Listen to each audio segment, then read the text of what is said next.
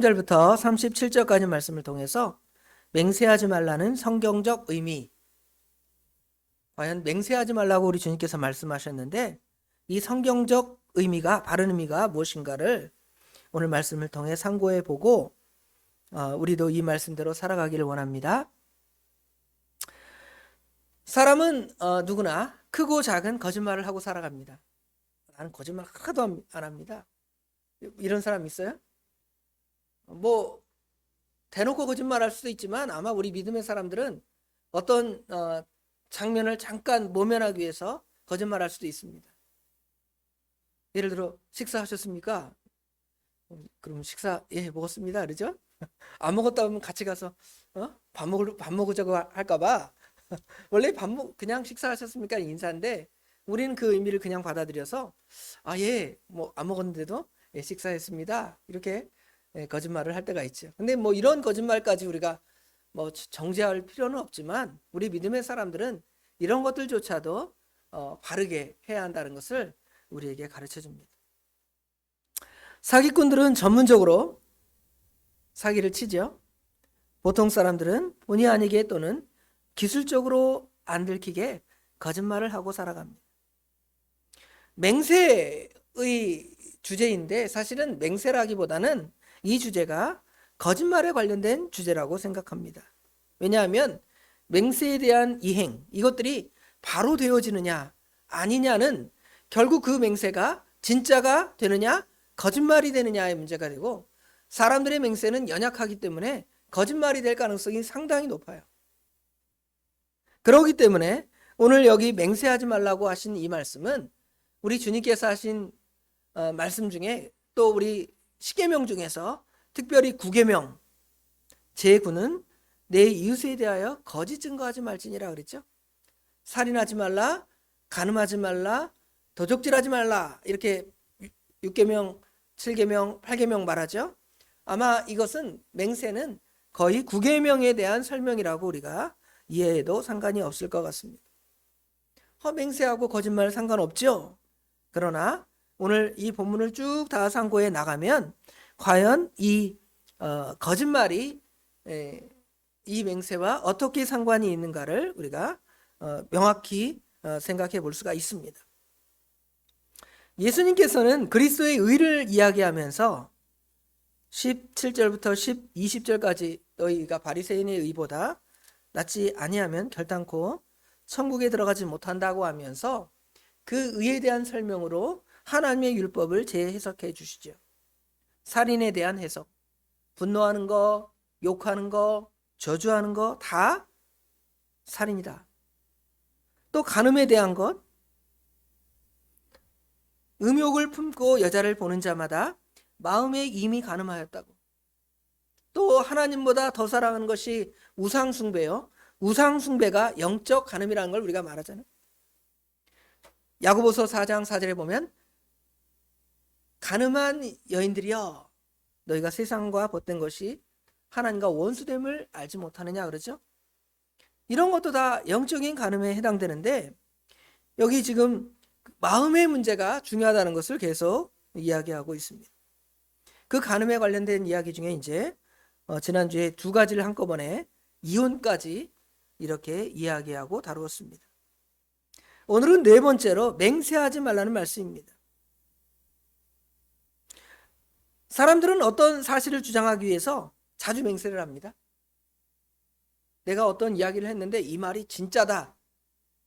이거를 갖다가 이 사람들에게 확실하게 이렇게 자기 말이 진짜인지 그게 중요한 게 아니라 내 말을 그냥 확실하게 들어라 하는 심리에서 아주 말을 과격하게 세게 말하죠. 맹세의 형태로 말을 합니다. 특별히 믿음의 사람들은 하나님의 이름으로 맹세한다. 내가 교회를 두고 맹세한다. 내가 예수님의 이름으로 맹세한다. 이렇게 하죠. 때로는 하늘이나 땅을 두고 맹세하죠. 우리 한글에는 어떤 것들이 있냐면 내가 손에 장을 지진다 그러죠. 장 지진다 그렇고 말 틀렸는데 장 안 지지잖아요. 그렇죠? 어떤 정치인. 또 아니면 내가 성을 간다. 내가 김아무개면 내가 이게 틀리면 내가 이아무개다 막 이러는 거예요. 그게 우리나라 말에도 이런 이게 호언장담이나 이런 뭐랄까요, 맹세를 하기 위해서 말을 이제 좀 부풀리고 이렇게 과장하는 경향이 있어요. 사람들이 왜 말을 과장하죠?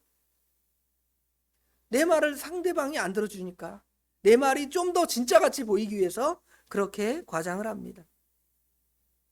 그래서 이 온갖 불안한 자기가 말한 그것에 대해서 상대방이 다 받아주지 않고 인정하지 않으니까 이것을 갖다가 받아들이고 인정시키기 위해서, 인정하게 하기 위해서 온갖 수단의 말을 쓰죠.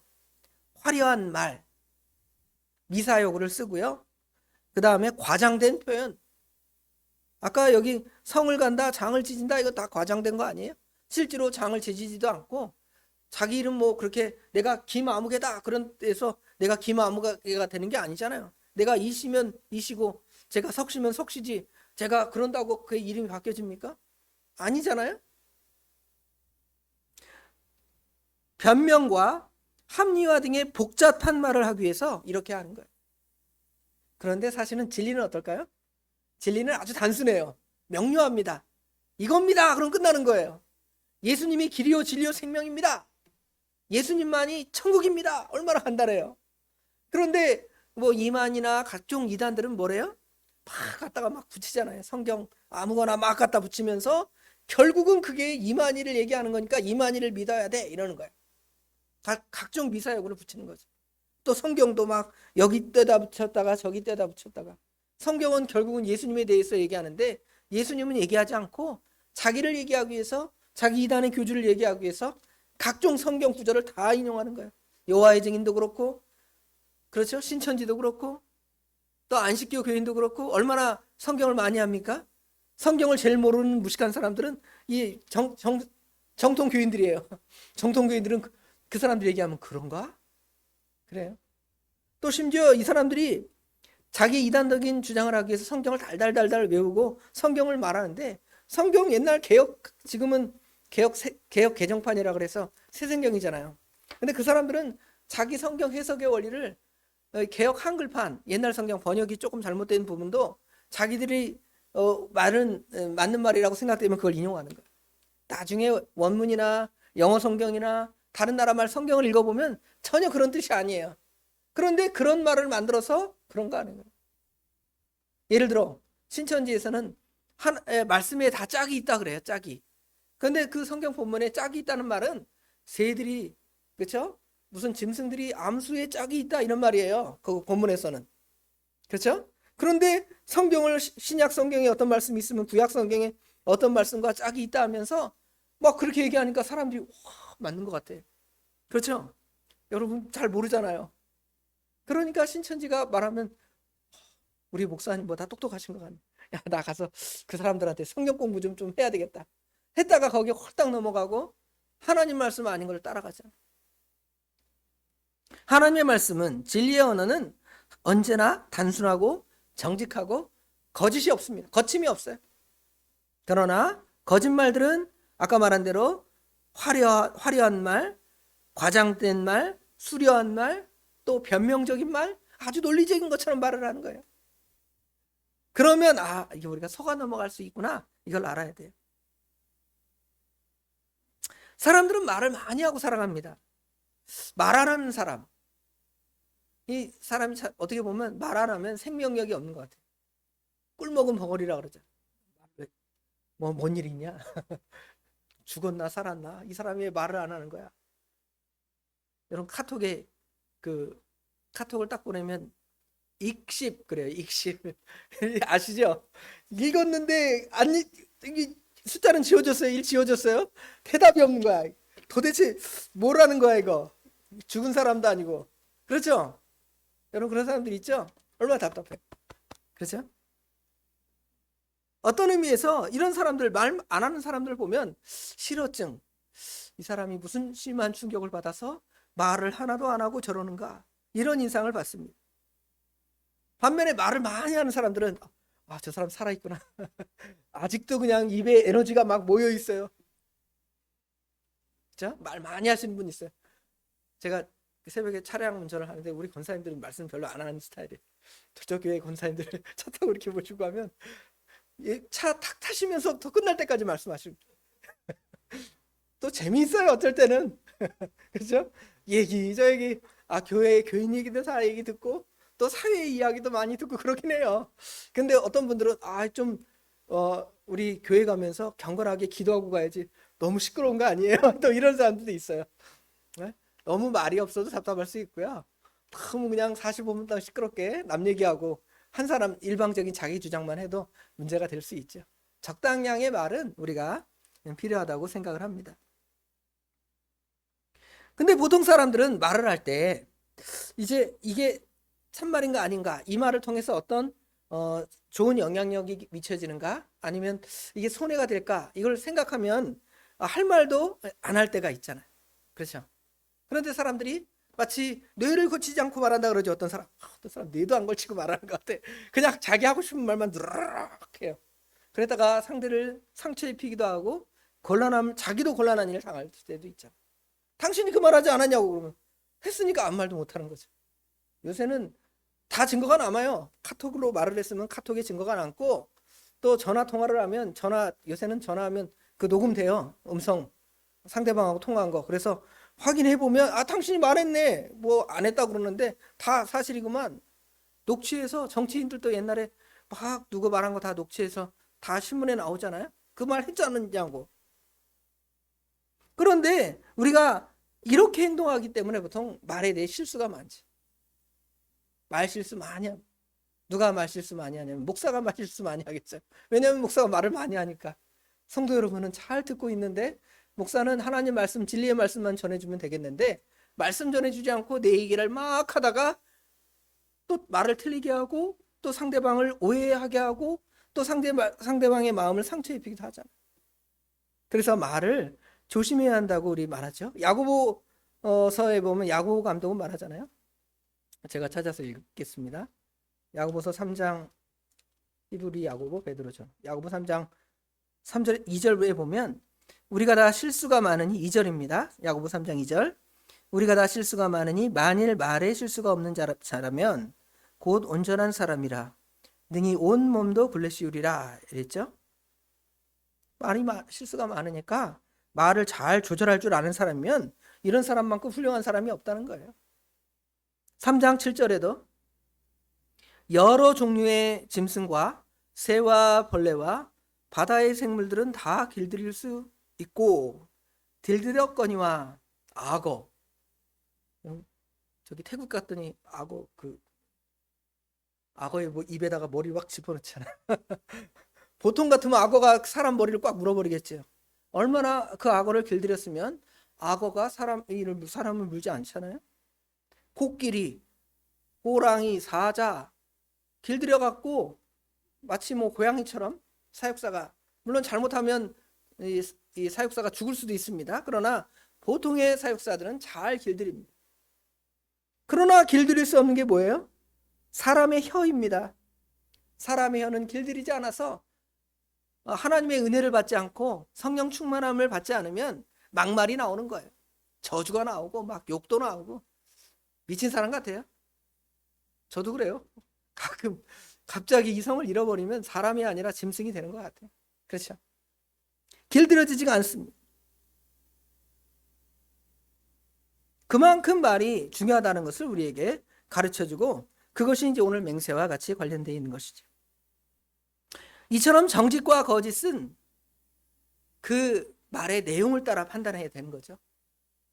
그 내용, 나중에 결과물이 나올 거 아니에요. 그냥 어떤 좋은 말 많이, 요새 그 선거철이니까 공약을 많이 하잖아. 공약, 빈 약속, 이거 하겠다 그랬는데 한 4년 지나 보니까 시장이든 군수든 다 들어보면 안 한 게 더 많아요. 한 거 조금 있을 수 있습니다. 근데 이제 이게 이행률이 얼마나 되느냐, 다 될 수 있는 게 아니니까 그럴 수도 있지만, 어떤 사람은 많은 사람들 앞에 자기 표를 끌기 위해서 그냥 말도 안 되는 공약을 막 남발할 수 있잖아요. 그런 걸 하지 말라는 것이죠. 우리가 할 수 있는 선에서 이것이 모든 사람에게 유익하고 선한 것이면 추진해야 되겠죠. 그래서 우리가 이 기독교 신앙이 어느 지역에 영향을 미쳤으면 이제 그 사회는 거짓말이 좀 어느 정도 누그러지고 선한 사회가 되어야 하는 것이 성경적입니다. 왜냐하면 성경은 거짓말할 것을 우리에게 거짓말하지 말 것을 강력히 가르치기 때문에 그렇죠. 그런데 우리나라 한국을 보면 우리가 선진국에 들어가 있어도 또 성도들이 수백만의 숫자, 예전엔 거의 뭐 1,000만의 숫자까지 신자가 있었다 그랬는데, 이런 신자가 있다 할지라도 여전히 거짓말, 사기가 이 땅에 흔하게 일어나요. 예수 안 믿는 사람만 사기칩니까? 목사라고 얘기해서 사기치는 사람이 있고요, 장로라고 얘기하고 사기치고요. 그럼 진짜 장로가 아닌가 그러지 않아요? 어떤 목사님 세금 내준다 그러고 세금 나중에 안 내고 떼먹고 그런대죠. 그 목사님 보면서 교회는 아닌 것 같아, 꽝인 것 같아.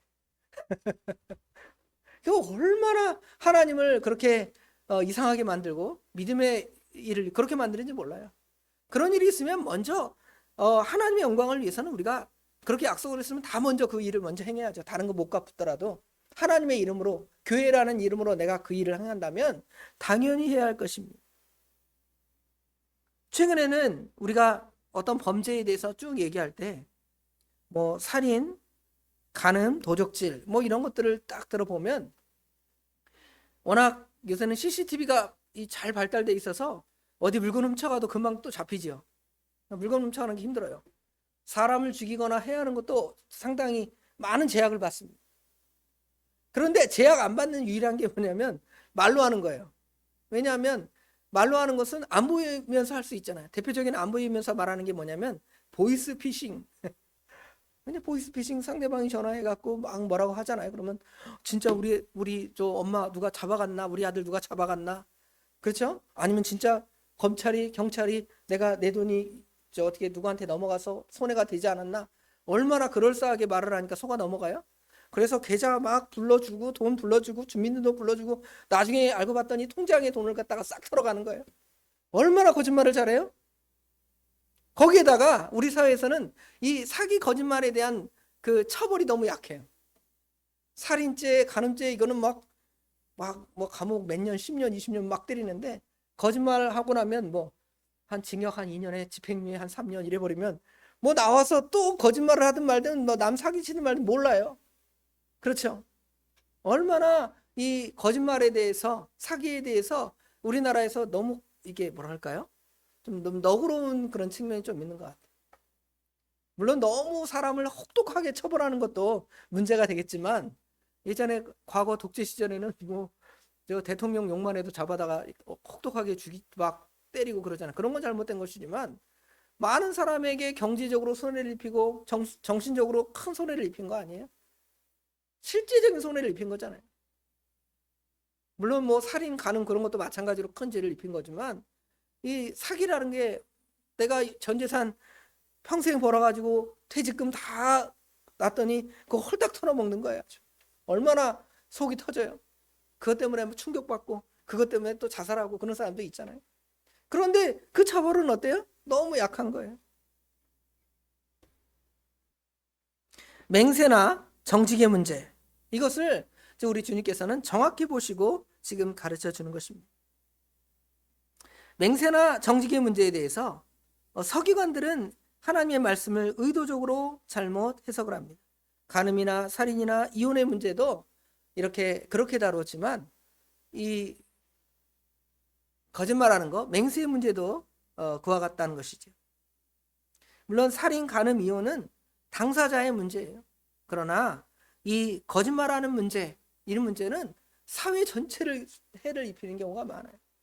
여러분 그 인터넷에 뭐라고 소문 하나, 잘못된 소문 하나 나면 그 회사 쫄딱 망하잖아요. 그렇죠? 나중에 들어가 봤더니 기회가 아니에요? 아닐 때도 많잖아요. 그런데 그거 한번 뉴스에 나오면 그놈의 회사, 때려 죽일 놈의 회사 그러면서 뭐하라 다 구속해라, 알아봤더니 아닌 게예요. 그런데 아닌데요 나올 때까지 한 몇 년 걸리는 거예요. 그러면 그 사이에 회사도 망하고 어렵게 되고 그 일에 관련된 모든 사람들이 다 처벌을 받고 그러잖아요. 그게 무엇 때문에 그런 거예요? 거짓말하는 거 아니에요. 거짓말을, 맹세, 또 그런 거짓말을 갖다가 이렇게 합리화시키기 위해서 아주 그냥 말을 교묘하게도 만들어 갖고, 진짜 내가 봤다고, 내가 이거 내 증거 틀림없는 거라고 이러는 거예요. 근데 사람이 보는 것은 한계가 있고 부족이 있습니다. 잘못 볼 수가 있어요. 그러면 내가 그렇게 본 것 같은데 잘못 본 것 수도 있습니다. 이렇게 인정하면서 그럼 이제 앞뒤 상황을 정확히 봐서 나중에 그 정확한 것에 따라서 진짜 잘못했으면 처벌을 받는 것이지. 그러지 않으면 오히려 그것에 대해서 사과하거나 고쳐야 되겠는데, 사람들은 벌써 그 사건 터진 다음에 그 일을 해명한 일에 대해서는 관심이 있습니까? 없습니까? 관심 없어요. 뉴스 쪼가리 쬐끄맣게 나오니까 그냥 어떤 기자가 그렇게 말했는데 아니래. 그거 아니었대. 그래? 그러고 끝나는 거예요. 근데 그 사람은 벌써 수많은 돌을 맞고 수많은 고통을 당하고 정말 죽을 고통까지 겪은 다음에 그런 일을 당하는 거예요. 지금 서기관과 바리새인들은 하나님의 말씀을 이렇게 오용해서 사용하고 있음을 볼 수가 있습니다. 외형적으로는 하나님을 사랑했고 율법을 누구보다 잘 지키는 것으로 보였던 바리새인과 서기관들이 실제로 하나님의 가장 동떨어진 자리에 있어서 하나님을 잘 섬긴다고 그렇게 하는 거예요. 우리도 마찬가지입니다. 그런 바리새인 서기관들을 지적할 때 그 나쁜 놈들이야, 그게 아니라 우리도 예수 잘 믿는다고 신앙생활 잘한다고 우리가 자부하는 사람들이 오히려 그것으로 인하여 다른 사람들을 어떻게 하는 거예요? 이상하게 만드는 거예요. 그 사람을 함부로 말하고 함부로 정죄하고 함부로 판단해서 그 사람을 아주 나쁜 사람 만들어 놓는. 그러면서 자기의 잘못은 어떻게 해요? 인정하지 나는 내 말은 틀림없어. 내가 그 사람이 그렇게 한 거 아니면 내 손에 장을 지져 까지막 얘기하면서 어떤 사람을 모함할 때도 있고 그런 거예요. 마태복음 23장에 보면 이 바리새인과 서기관들을 누가 저주하셨냐면 우리 예수님이 저주하셨어요. 예수님은 저주하고 전혀 상관없는 분입니다. 예수님은 심지어 간음죄를 지은 사람들, 세리들, 그런 사람들하고도 너 나한테 접근하지 마. 너 같은 죄덩어리하고 내가 어떻게 같이 있을 수 있어? 그러지 않았어요. 그들과 교제하고 그들과 식사하고 그들을 사랑하고 그들을 용서해 주신 분이 우리 예수님이십니다. 바리새인들은 그런 사람하고 전혀 상관없는 아주 그냥 거룩한 천사처럼 이렇게 보입니다. 그렇죠? 그런데 예수님이 누구를 책망하셔요? 이 화 있을진저 이 저주받을 바리새인들과 서기관들아. 예수님은 그렇게 세상 사람들이 손가락질하는 사람도 사랑하고 용서했는데 바리새인들은 용서하지 않았어요. 왜 그랬을까요? 이들이 그만큼 이 말로 또는 어떤 행동으로 많은 사람들을 유혹하고 미혹하고 넘어지게 하고 죽이는 악을 행하였기 때문에 우리 주님께서는 그와 같이 말한 거예요. 마태복음 23장 15절 이하에 보면 뭐라고 말씀하시냐면 바리새인을 책망하시면서 하신 그 말씀들이 있습니다. 15절에 보면 화 있을진저 외식하는 서기관들과 바리새인들이여 너희는 교인 한 사람을 얻기 위하여 바다와 육지를 두루 다니다가 생기면 너희보다 배나 더 지옥 자식이 되게 하는도다. 화 있을진저 눈먼 인도자여 너희는 말하되 누구든지 성전으로 맹세하면 아무 일도 없거니와 성전의 금으로 맹세하면 지킬지니라. 여기 지금 맹세에 대한 이야기가 쭉 하고 있는데요. 지금 여기 보니까 이 서기관들과 바리새인의 맹세, 이 맹세는 많은 사람들을 그릇된 길로 인도하는 것이라 그랬습니다. 많은 사람들을 끌어다가 지금 지옥불로 끌어가는 사람들이 바리새인들이에요. 그러니 예수님께서 그렇게 책망하실 수밖에 없는 것이죠. 예수님께서 친히 지극히 작은 소자 하나에게 실족하게 하는 자는 차라리 그 사람을 연자맷돌을 달아서 저 바다에 빠치는 것보다 더 큰 죄를 범하는 것이라는 거예요. 여러분 누구를 갖다가 옛날 그 드라마나 영화 같은 데 보면 그 깡패 조직 폭력배들이 자기 말 안 들은다고 잡아다가 그렇죠? 다리를 이렇게 돌 같은 거 묶어서 죽인다고 바다에 이렇게 탁 던지려고 하잖아요. 그렇죠? 그 얼마나 큰 죄예요? 근데 그 죄가 우리 예수 믿는 사람들이나 믿음의 사람들, 바리새인들이 하는 죄가 그런 죄라는 거예요. 왜냐하면 그 사람들은 그 사람을 바다에 빠치우는 것은 그 사람의 육신의 목숨을 죽이는 거잖아요. 육신의 목숨은 죽는 것으로 끝나는 것이 아니라 영혼이 있어서 그 사람이 하나님의 은혜를 받은 사람이면 그렇게 조직폭력배한테 당해서 물에 빠져 죽는다 해도 그 사람 영혼이 죽는 게 아니잖아요. 그런데 목사인 제가 아니면 우리 믿음의 사람들이 아니면 바리새인들과 서기관들은 그 사람들을 끌어다가 어디에다 던져버리는 거예요? 지옥불에 던져버리는 거예요. 얼마나 큰 죄를 범하는 것입니까? 무엇으로 그런 죄를 범하냐면 말로 성경 말씀을 잘못 가르쳐서 이단적인 사상을 가르쳐서 진리의 말씀 아닌 것을 가르쳐서 많은 사람들을 그 지옥불로 던져버리니 차라리 그런 죄가 저 조직폭력배가 사람 다리 꽁꽁 돌로 묶어다가 물에 빠쳐 죽이는 그 죄보다 훨씬 더 큰 죄라는 거예요. 그러니까 우리 믿음의 사람들이 얼마나 다른 사람들 앞에 조심해야 할 것을 가르쳐 주는 거예요. 여러분 때문에 사람들이 교회 안 나온다. 나 저 사람 때문에 교회 안 나가. 이런 사람 되면 안 돼요. 저 목사님 때문에 난 교회 안 갑니다. 저 권사님 때문에 교회가 안 갑니다. 우리 아버지 저렇게 하는 거 보니까 우리 아버지 그렇게 하는 거 보니까 하나님 없는 것 같아요. 내가 고등학교 졸업하고 대학 취직만 하면 이제는 독립을 해서 절대 나는 교회 안 갈 거야. 그러면 아들을 어디로 지금 던져버린 거예요? 지옥불에 던져버린 거예요. 차라리 복음을 안 들려주는 게 낫죠. 내가 목사 아닌 게 나은 겁니다. 우리 믿음의 사람이 그런, 바리새인들이 그런 거잖아요. 말로써 맹세로서 그런 죄를 범하고 있는 거예요. 바리새인들이. 여기 아까 23장의 본문에 그런 여러 맹세들을 하는데요. 얼마나 황당한 이야기를 합니까? 성전에 맹세하면 안 지켜도 된다는 거예요. 그런데 성전에 금에다 맹세하면 지키라는 거예요. 얼마나 웃겨요? 제단 18절에 보면 23장 18절에 보면 너희가 제단으로 맹세하면 아무 일도 없거니와 그 위에 있는 제단 위에 있는 예물에다 맹세하면 지켜야 된다. 맹세를 했으면 다 지켜야죠. 그렇죠? 어디에다 맹세하든. 이렇게 하나님 말씀도 왜곡하면서 맹세에 대해서 이렇게 왜곡하면서 가르치니까 그러지 않다는 거예요. 그러려면 헛맹세를 하지 말고 아예 맹세를 하지 말라는 거예요. 여기 34절 이하에 보면 나는 너희에게 이르노니 도무지 맹세하지 말지니 하늘로도 하지 말라. 이는 하나님의 보좌이며 땅으로도 하지 말라. 예루살렘으로도 하지 말라. 내 머리로도 하지 말라. 그렇죠? 이 말을 딱 하면 무슨 말씀으로 들려요? 이 말씀만 딱 해석하면 맹세하지 말라는 거예요. 성경에 맹세하지 말라 그랬어. 예수님이 그랬잖아, 문자적으로. 그렇죠? 이 말만 읽으면 맹세하지 말라 그랬잖아요. 그러면 맹세 안 해야 될까요? 그러지 않아요. 구약시대에 맹세가 많이 있습니다. 아브라함도 아브라함의 종과 맹세를 했어요.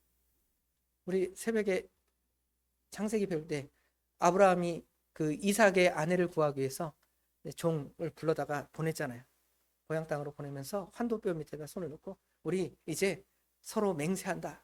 너 가서 구해와라. 맹세하잖아요. 믿음의 족장들이 다 하나님과 맹세를 했습니다. 다윗과 요나단 맹세하잖아요. 그렇죠? 너가 앞으로 왕이 되면 내 목숨을 보존해줘야 된다. 내가 너를 배신하지 않을 거야. 그래서 다윗과 요나단은 그 맹세를 다 지켰습니다. 그럼 구약 시대니까 신약에는 예수님이 이렇게 알았으니까 구약에는 맹세가 있는 거고 신약에는 맹세 안 하는 걸까요? 그렇지 않습니다. 구약에도 맹세를 해요. 구약에도 사도 바울이 맹세하잖아요. 또 그 히브리서에도 보면 맹세한다는 표현이 있습니다.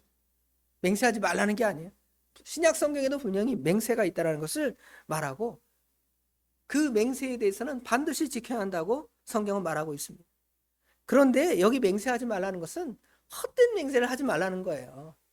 못 지킬 맹세, 그거는 좀 안 될 것 같습니다. 이렇게 얘기해야죠. 좀 남한테 좀 자존심 깎이고 그 일하면 좀 내가 이거 좀 안 해주면 내 좀 체면이 좀 그렇잖아. 그러니까 해줄게. 딱 이랬다가 나중에 뭐가 없어요? 돈 없어요? 돈 없으니까 못 해준다 그러면 거짓말 돼버리잖아요. 맹세 잘못하면 거짓말이 되기 때문에 차라리 맹세 안 하는 것이 낫다 이 말이지 맹세를 아예 하지 말라는 것은 아닙니다. 이 본문의 말씀을 문자적으로 해석을 해서 어떤 사람들은 맹세하지 말라고 가르치는 사람들이 있습니다. 초대교회의 SM파, 또 종교개혁대의 재침례파, 현대의 퀘이커 교도들은 이 말씀을 가지고 맹세를 거부합니다. 우리는 맹세 안 합니다. 우리나라에서도 뭐를 하냐면 국기에 대한 경례, 국기 옛날에는 국기에 대한 맹세 그러잖아요. 그 다음에 우리 애국가 제창할 때 어떻게 해요? 이게 손을 얹고 하잖아요. 그죠? 아니면 격려하자. 군인들 격려하잖아요. 그럼 그거 하지 말라고 그러는 거예요. 아, 성경에 맹세하지 말라 그랬으니까 그거 하면 안 돼. 그 말이 맞을까요? 그 말이 아니고 거짓된 맹세, 헛된 맹세, 자기를 과장하고 나타내기 위한 맹세, 하나님의 영광을 가리우는 맹세, 그런 거 하지 말라는 거예요. 참말만 말하면 그거 맹세해도 상관없는 거예요. 내가 반드시 하겠습니다. 그러면 맹세해도 되는 거예요. 근데 반드시 하겠습니다 하고 안 하니까 문제이고, 그런 것들을 또 사람들한테 자기를 과시하기 위해서 거짓말까지 보태가면서 내가 맹세합니다 하니까 그 일이 문제가 되고 악한 것이 되는 것입니다. 그러지 말라는 거예요. 오히려 성경 말씀대로 여기 오늘 본문에 뭐라고 말씀하신 거 마지막에 37절에 오직 너희 말은 옳다 옳다 아니다 아니다 하라. 이에 지나는 것은 악으로부터 나느니라. 이거 옳다 옳다 아니다 아니다 라는 말은 책임질 말을 하라는 거예요. 어떤 말을 했으면 그 말에 책임지라는 거예요. 그거 맞습니다 그랬으면 그 말에 대한 책임질 거 아니에요. 틀립니다 하면 그거 책임져야 될 거 아니에요. 맞습니다 한 다음에 틀리니까 막 거짓말하고 변명하고 막 별얘기 다 하는 거예요. 그래서 자기 말을 듣게 하기 위해서 거짓 맹세까지 해가면서 막 그러는 거예요. 그런 거 하지 말라고 오늘 우리에게 말씀하는 것입니다. 결론적으로 우리는 그럼 어떻게 살아야 할 것인가? 우리가 말을 하려면 단순하게, 그죠? 단순하게 구사하라. 속이려고 앞에 말 뒤에 말 막 붙이라는 거예요. 어떤 거 여러분 법 잘하는 사람이 그 법을 이용해 먹는다 그러죠. 그렇죠? 변호사들 이런 사람들은 그 잘못한 사람을 잘못 안 한 사람으로 그 말 억구 하나를 갖고 이 사람 한 10년 20년 깜빵에 좀 살아야 될 사람인데 한 3년 2년 집행유예로 풀어주는 거예요. 그 돈 없는 사람은 어떻게 해요? 돈 없는 사람들은 그런 사람 못 구하니까 그 억구 하나를 못 찾으니까 그냥 가서 10년 20년 살아야 되는 거예요. 얼마나 악한 일입니까? 우리 믿음의 사람들은 그런 말 쓰지 말라는 거예요. 아주 단순하고 정확하고 클리어하게 말해서 사람들이 우리 말에 오해하지 않도록 해야 하는 것이 우리 성도들의 언어 생활이라는 것을 말하는 것입니다. 물론 너무 솔직하게 말해서 상대를 상처 입힐 필요는 없습니다. 근데 이제 너무 과장되어서 말할 필요는 없죠. 그냥 원래대로 그냥 순수하게만 말하면 돼요. 예쁘다 그러면 되지. 그냥 뭐 미스 코리아와 같다 뭐 막 해갖고 나중에 이 거짓말을 저렇게 나한테 저 사람 말 저렇게 거짓말 막 보태는 사람인 거 보니까 못 쓸 사람이야. 이런 소리 듣지 말라는 거예요. 솔직하게 예쁘다. 아닌 거 말 안 하면 되잖아요. 그런데 그렇게 말을 해서 남에게 속이지 말라는 것입니다. 두 번째로는 타협이나 거짓말 이런 것들을 하게 되는데 자신의 상황에 따라 타협하고 거짓말하지 말라는 거예요. 자기에게 이득될 때에는 타협하지 않고 그게 옳다고 막 나가지만 나중에 자기의 손해가 되면 그거를 다시 확 뒤집는 거예요. 타협을 하고 또 거짓말을 하고 변명을 하고 그런 거 하지 말라는 것입니다.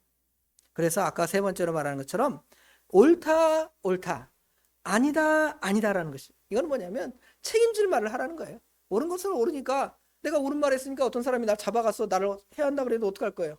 나는 옳은 말 했으니까 문제가 안 되는 거예요. 하나님 앞에 떳떳한 거예요. 그것을 가지고 나를 올가매서 죽이려 하는 사람이 약한 것이죠. 또 아닌 건 아니라고 해야 되잖아요. 그렇죠?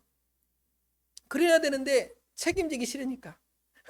사람들은 책임지는 걸 제일 무서워하잖아요. 얼마나 무서워요? 책임지는 게. 그러니까 책임지지 못할 약속을 하면서 맹세하면서 거짓말하는 거예요. 그런 일 하지 말고 오직 하나님의 말씀, 우리 주님의 그 성품, 우리 하나님의 성품, 신실하신 하나님, 진리만을 말씀하시는 하나님이잖아요. 어제나 오늘이나 동일하신 하나님, 변함이 없으신 하나님, 예수님, 이걸 생각하면 우리는 그 예수님을 닮아가면서 그렇게 자기를 포장하고 과장하고 그럴 필요가 없다. 여러분 포장한 거 보면 어때요? 얼마나 허무해요. 선물 박스 그렇게 커서 나한테 대단한 선물을 줄 것 같다. 포장 뜯어보니까 또 나오고 포장 뜯어보니까 또 나오고 나중에 어떠니 요만한 거 아이 뭘 그냥 손으로 그냥 떠주면 되지. 뭔 포장을 그렇게 해가지고 마음을 기대하고 그렇게 해요? 그럴 필요 없잖아요. 포장하고 과장하는 것은 결국은 다 외식하는 거고 자기를 이렇게 과시하려고 하는 것이니까 우리는 그럴 필요 없다는 거예요.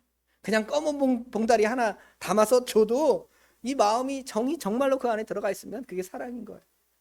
그래도 이렇게 부끄러워서 여기다 어떻게 물건을 줘요?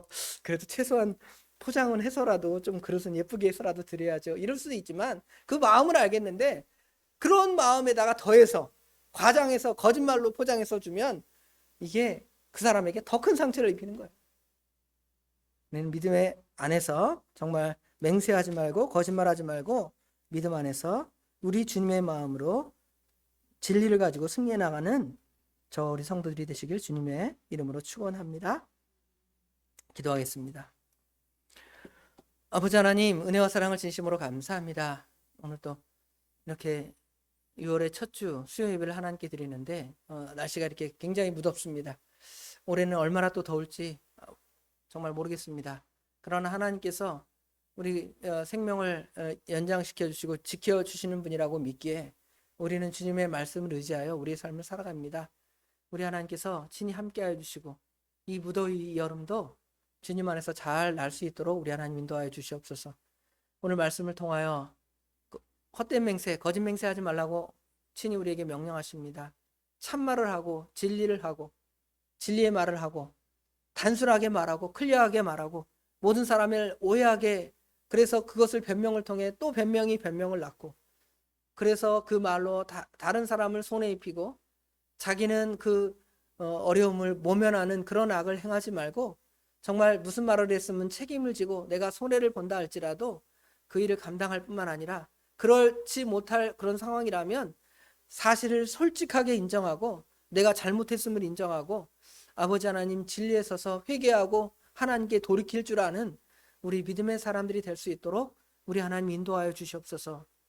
오늘도 아버지 하나님 그렇게 살도록 아버지 하나님 권면 받았사오니 우리가 오는 주일에는 그런 마음으로 주님 앞에 나와 하나님 앞에 영광 돌리며 주님의 은혜 가운데 남은 3일을 보낼 수 있도록 우리 하나님 도와주시옵소서. 우리 성도님들 여러모로 다 아픈 부분 하나하나가 다 있습니다. 일일이 나열하면 한참 우리가 걸리기 때문에 우리 주님은 다 아시기 때문에 우리 주님께서 우리 성도들의 아픈 부분을 다 찾아가 주시고 치유하여 주시고 회복하여 주셔서 이 자리를 가득 채우며 하나님께 예배드릴 때에 부족함의 자리가 없도록 우리 하나님께서 친히 인도하여 주시옵소서. 모든 것 주님께 맡깁니다. 우리 주님께서 복되게 선하게 인도하여 주실 줄 믿사오며 예수님의 이름으로 간절히 기도드리옵나이다. 아멘.